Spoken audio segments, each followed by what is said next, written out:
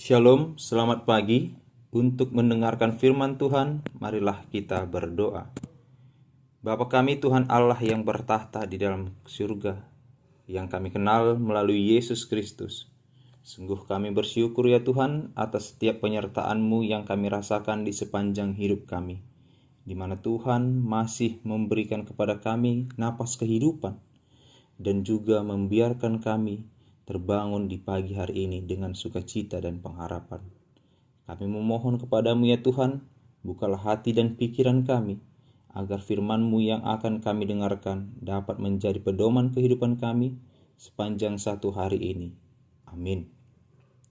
Ayat harian untuk kita pada hari Selasa, tanggal 13 September 2022, tertulis dalam Imamat pasal yang ke-19 ayat 17.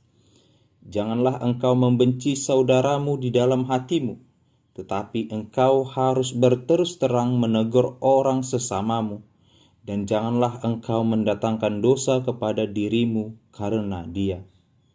Bapak, Ibu, saudara-saudari yang terkasih, kalau saat ini saya tanyakan kepada kita, mampukah kita untuk selalu memberi maaf kepada seseorang yang seringkali membuat kita marah? Atau mampukah kita untuk selalu memberikan pengertian kepada seseorang yang seringkali berbuat salah kepada kita? Misalnya hari ini dia membuat kita marah, tetapi kita memaafkan. Akan tetapi hari esoknya ia kembali lagi membuat kita marah, tetapi kita tetap memaafkannya. Atau hari ini dia berbuat salah, lalu kita mengajarinya untuk berbuat hal yang benar, tetapi pada keesokan harinya ia kembali lagi berbuat kesalahan kepada kita, tetapi masih saja kita mengajarinya dengan sabar. Saya rasa kalau kita diperhadapkan dengan situasi yang demikian, maka kita akan menjawab, tidak mungkin kita terus memaafkan kalau ada orang yang terus berbuat salah kepada kita, atau tidak mungkin kita terus memberikan pengajaran kepada orang yang sering berbuat kesalahan kepada kita. Tetapi, bagaimana jika kondisinya orang yang berbuat salah itu dan membuat kita marah itu adalah anak kita sendiri, atau suami atau istri kita, atau sanak saudara kita, orang-orang yang terdekat dengan kita? Pasti bui domar pamuati rohatta, buah sama bui soni. Karena orang-orang tersebut adalah orang yang terdekat dengan kita, atau bahkan karena mereka ialah orang-orang yang sudah kita anggap sebagai bagian dari diri kita sendiri. Bapak, Ibu, saudara-saudari yang terkasih, kalau kita membaca pasal 19 ini secara penuh, maka bisa kita ketahui bahwa Imamat pasal 19 ini berisikan ayat-ayat yang mengatur kelakuan sosial umat Israel yang didasarkan pada sifat Allah itu sendiri yang kudus. Semua dipersatukan melalui penyebutan nama Tuhan serta kekudusannya. Pada ayat 2, di sana bisa kita lihat perkataan yang disampaikan oleh Musa kepada umat Israel didasarkan firman Tuhan yang datang kepadanya. Musa mengatakan, "Kuduslah kamu, sebab aku Tuhan Allahmu kudus."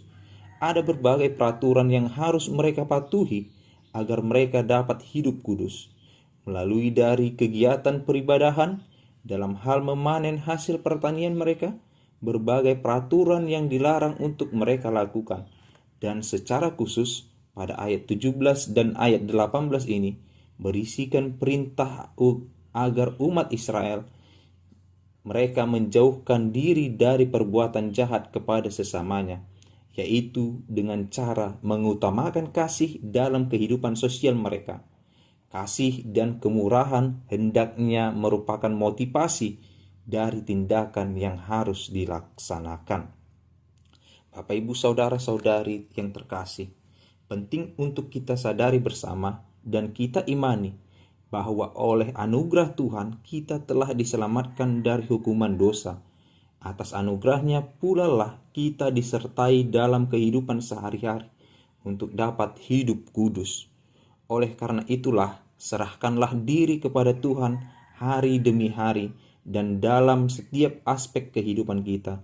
sehingga kita dimampukan untuk hidup kudus. Firman Tuhan pada hari ini ingin mengajak kita untuk merenungkan, sudah bagaimanakah kehidupan sosial kita sehari-hari?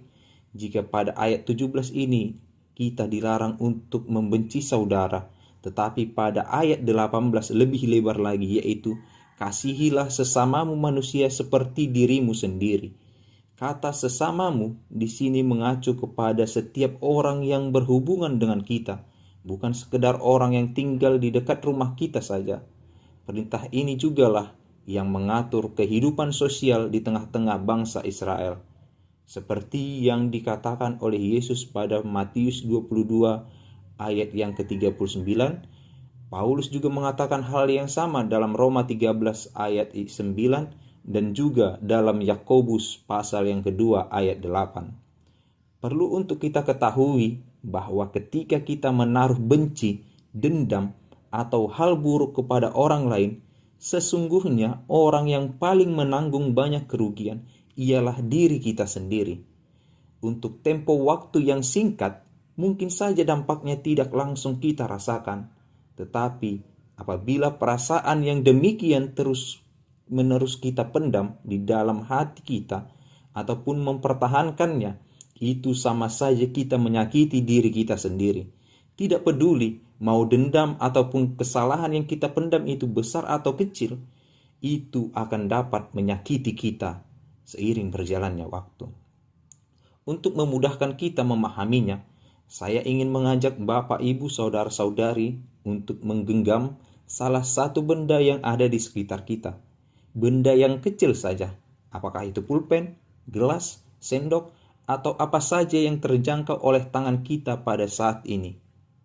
Jikalau sudah, maka peganglah benda tersebut, lalu angkat tangan Anda seperti posisi lancang depan dalam baris berbaris.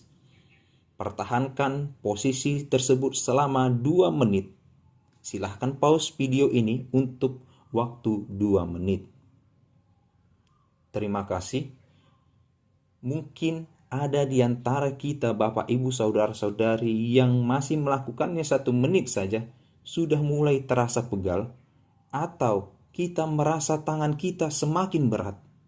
Demikianlah juga jika kita menyimpan rasa benci atau bahkan dendam di dalam hati kita kepada sesama kita. Maka, jikalau demikian, apakah yang dapat kita lakukan ketika kita diperhadapkan dengan situasi yang tidak mengenakan, yang diakibatkan adanya orang yang berusaha untuk merusak kebahagiaan kita? Jawabannya ialah, kasihilah sesamamu seperti dirimu sendiri. Peliharalah kasih di dalam hatimu. Jika kita sudah memelihara kasih di dalam hati kita, maka kita akan diajarkan untuk mampu melihat masih ada hal baik dari setiap hal buruk yang terjadi. Kalaupun saudara atau sesama kita manusia ada yang sering melakukan kesalahan, maka tegurlah dia dengan kasih, sehingga kita pun terhindar dari tindakan yang dapat mendatangkan dosa kepada diri kita.